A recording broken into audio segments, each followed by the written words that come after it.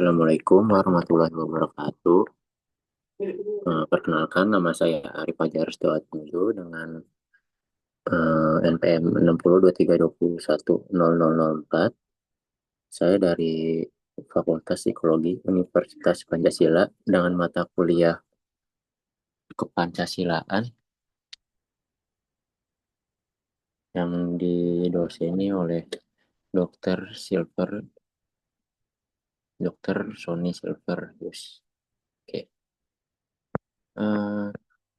Oke, langsung aja kita lanjut. Eh, ini mengenai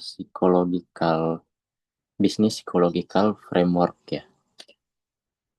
Jadi dari bisnis psychological framework ini adalah model integratif yang menjelaskan bagaimana sebuah organisasi dapat mencapai keunggulan bisnis yang berkelanjutan atau sustainable business excellence, sekaligus menciptakan kebahagiaan happiness bagi seluruh pemangku kepentingan. Ya, berangkat dari arah strategis, direction capital, dituangkan ke dalam modal organisasi atau organisasional capital, lalu lanjut ke human capital atau modal manusia yang dikelola dengan pendekatan psikologi bisnis atau bisnis psikologi yang mana menghasilkan produktivitas plus kesejahteraan psikologis. Bermuara pada hasil bisnis yang unggul dan berkelanjutan. Terdapat pula pengaruh eksternal lingkungan bisnis seperti lingkungan bisnis, pasar, dan regulasi. Dan juga ada feedback loop yang mana hasil kembali evaluasi untuk memperbaiki strategi. Oke, ini kita langsung saja ke yang pertama ya. Yang pertama di sini ada strategic direction capital atau disebut juga sebagai modal arah strategis. Ini fondasi dasar yang menjawab mengapa organisasi ada atau kemana arah ia bergerak. Jadi di sini terdiri dari beberapa komponen. Yang pertama itu adalah filosofi dan value. Di sini diawali dengan pengertian dari filosofi pendirian usaha, yang mana alasannya dari esensial perusahaan, misalnya kami ingin memberdayakan masyarakat lewat teknologi murah, atau yang lainnya lah, yang penting filosofi untuk bagaimana perusahaan tersebut bisa ada pendiriannya. Lalu yang kedua sini ada nilai-nilai yang diperjuangkan atau disebut juga core values. Core values ini terdiri dari kejujuran, inovasi, kolaborasi, dan keberlanjutan. Lalu yang ketiga di sini ada asumsi dasar tentang manusia, yang mana di sini adalah tentang apakah manusia dipandang pemalas dengan teori X atau bermotivasi intrinsik teori. Lalu untuk yang terakhir di sini tujuan akhir membangun usaha sekedar mencari profit atau menciptakan dampak sosial. Oke, untuk strategic directional capital yang B yaitu vision, vision dan mission. Vision adalah gambaran masa depan yang diinginkan. Lalu mission adalah bagaimana visi diwujudkan dalam tindakan nyata. Untuk melengkapi kedua itu, kita memerlukan proses, yang mana proses itu adalah validasi visi, redefinisi bila tidak relevan, serta cascading ke level bawah, seperti divisi, unit, dan individu. Lalu di sini yang ketiga, di sini ada bisnis objective target, yang mana tujuan bisnis ini adalah jangka pendek dan menengah. Misalnya target revenue, market share, atau kepuasan pelanggan. Lalu di sini untuk yang kedua di sini penjelasannya ada Key Performance Indicator atau KPI. KPI adalah metrik spesifik untuk mengukur pencapaian. Yang ketiga sini adalah goal setting, yang mana harus SMART. SMART yang berarti spesifik, measurable, achievable, relevant, dan time bound. Lalu untuk yang terakhir sini ada strategic intent, yang mana pilihan dari strategi ini, yang mana strategic intent ini terdiri dari pilihan strategi. Misalnya diferensiasi, cost leadership, customization, intimacy.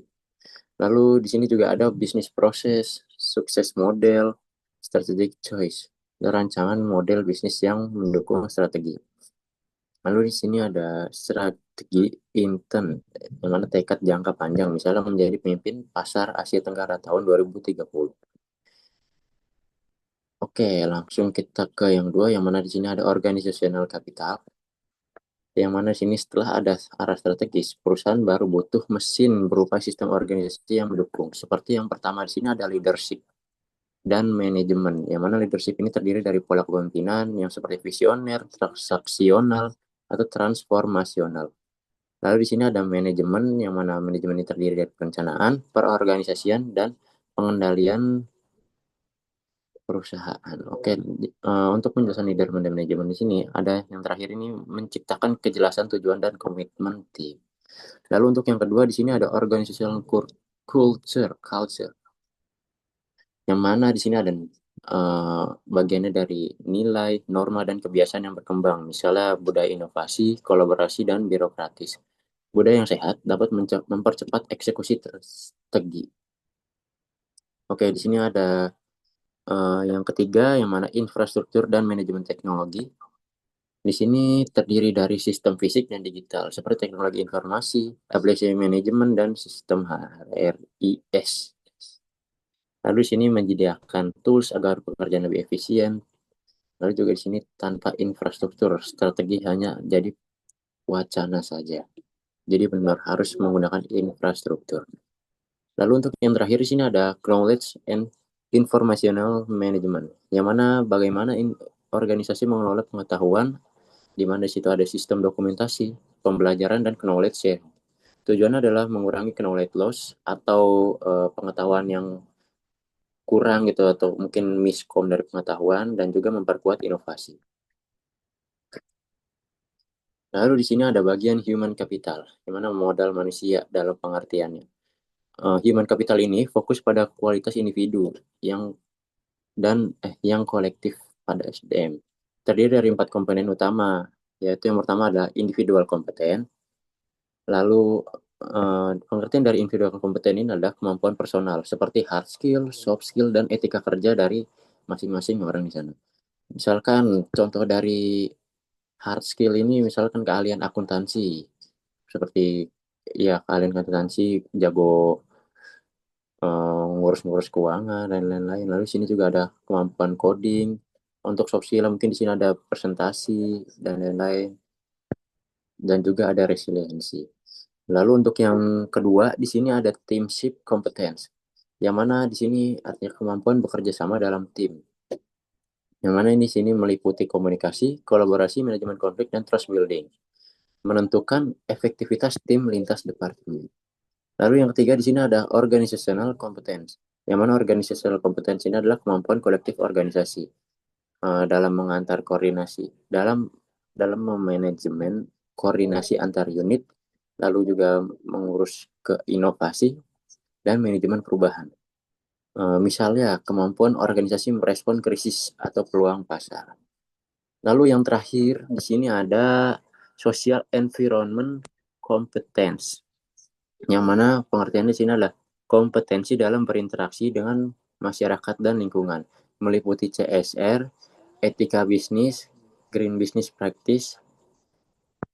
Lalu ini juga penting untuk reputasi jangka panjang. Oke, di sini ada bisnis framework ya, lanjutannya.